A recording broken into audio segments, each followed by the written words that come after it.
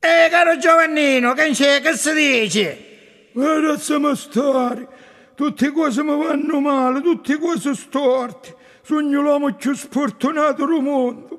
Ma perché che ti succede io? Hai una bella famiglia, una bella moglie. Non devo parlare di moglie, ma perché che succede? Moglie mi faccia a battone a Milano. Ah, mi dispiace, però in compenso hai un bello figlio, che figlio si laurea per avvocato.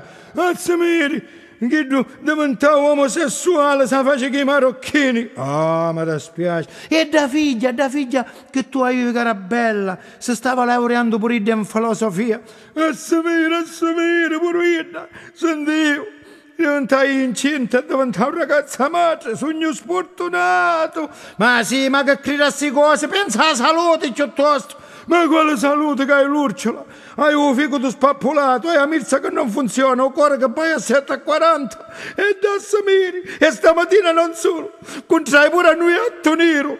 Ma che credi ancora a queste cose pure gatto nero? Sì, ma passavo davanti, mi guardavo in ta faccia e come mi vitti? Si toccai i palli.